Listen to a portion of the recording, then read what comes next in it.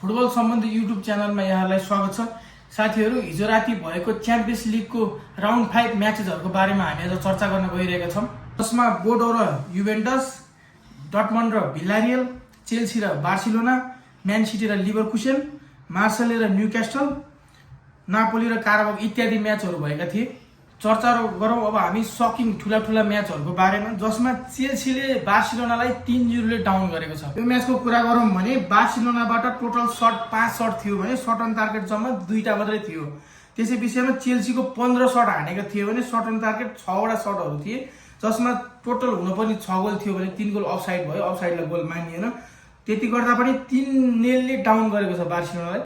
27 मिनेटमा कोन्डेले on goal हानेर चेल्सीले 1-0 को अग्रता लिँदै फर्स्ट हाफसम्म आइपुग्दा 44 मिनेटमै आरोहले रेड कार्ड खाएका थिए भने सेकेन्ड हाफमा गएर स्टेभियोले बबाल ड्रिब्लिङको साथ बबाल ड्रिब्लिङको त्यो तपाईँले हाइलाइट हेर्नुभयो होला, बबाल ड्रिब्लिङको साथ जम्मा 18 वर्षको ब्राजिलियन यङ स्टार बबाल खेलाडी हो, त्यो चाहिँ मान्ने वर्ष बबाल ड्रिब्लिङको साथ उसले फिनिस गरेको थियो। सेकेन्ड गोल भएको थियो भने तेस्रो गोलमा डेलापले 3-0 गर्दै चेल्सीले बार्सिलोनालाई 3-0 ले हराएको थियो। सायद यो बार्सिलोनाको यो सिजनको सबैभन्दा खराब खेल थियो होला। चेल्सी पनि प्रिमियर लिगको टिम हो, खत्रै टिम हो, भए पनि बार्सिलोना भनेको ला लिगाको टप टिम हो। त्यही टप टिम भए पनि बार्सिलोनाले टक्करमा चाहिँ हाम्रो एक्सपेक्टेसन अनुसार टक्करमा चाहिँ खेल्नु नै पर्ने थियो।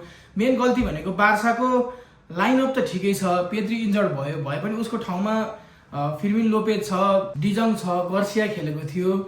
तर मेन गल्ती भनेको यसमा जहिले पनि अरू जसले चाहिँ मेन गेमहरूमा चाहिँ रेड कार्ड खाने गर्दछ, सेकेन्ड येलो कार्ड खाएर रेड कार्ड भएको थियो हिजोको म्याचमा पनि। जस्तै पहिला पनि पिएसजीसँग र अर्को कुन टिमसँग पर्दा हो पनि यसरी नै पहिला नै रेड कार्ड खाएर गेम बिगारेको थियो। यसमा मेन गल्ती आरुजोको भइहाल्यो। त्यसमा पनि चेल्सीको खेल भने दमदार थियो हिजोको, यस्तो बवाल थियो कि त्यो के असली च्याम्पियन्स लिग गेम भनेको। यस्तै गेमले गर्दाखेरि च्याम्पियन्स लिगको अलिकति भाइब्स आउँछ क्या। बार्सा पनि बबाले स्पेनको टप टिम भइहाल्यो।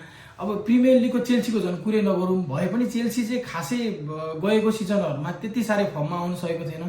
तर यसपालि पनि फर्ममै छ, त्यस्तो राम्रो खतरा फर्म पनि होइन, भए पनि फर्ममै छ। तर यति धेरै यस्तोसँग नमजाले जित्छ भन्ने चाहिँ हामीले एक्सपेक्टेसन राखेको थिएनौँ।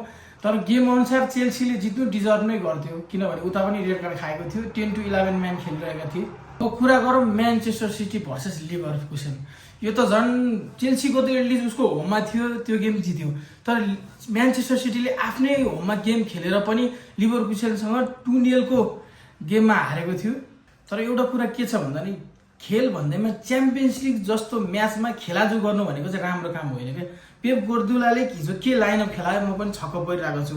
हालेनलाई, फोडेनलाई, डोकुलाई, जुन चाहिँ टिम एका त्यस्ता राम्रो प्लेयरहरू थिए उनीहरूलाई बेन्चमा राखेर बी टिमका प्लेयरहरू खेलाएको छन्। त्यसैले च्याम्पियन्स लिग जस्तोलाई खेलाजु गर्नु भने पनि मूर्खतै हो जस्तो लाग्छ मलाई।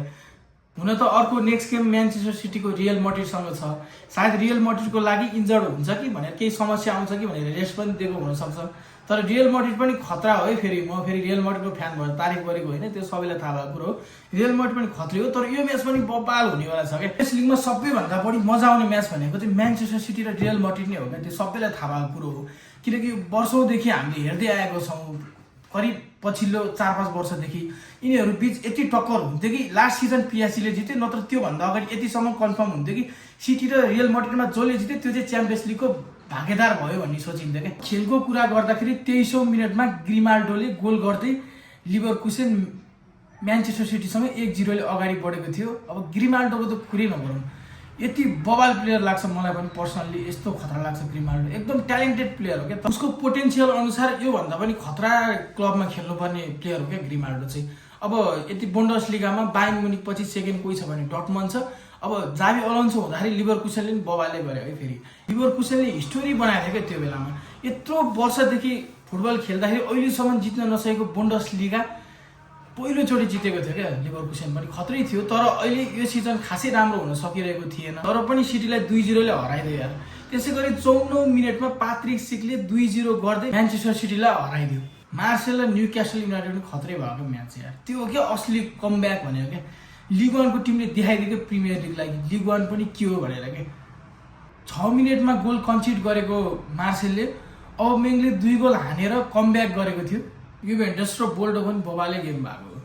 2-2 सकिन लागेको खेल युभेन्टसले 90+1 मा गोल गर्दै 2 र 3 को अग्रतामा गेम जितेको थियो। अब बेलुका हुँदैछ असली म्याचहरू त Arsenal versus Bayern Munich, Atletico Madrid versus Inter Milan, Frankfurt versus Atalanta, Liverpool versus PSB, Olympiacos versus Real Madrid अनि पिएसजी भर्सेस टोटेनहाम।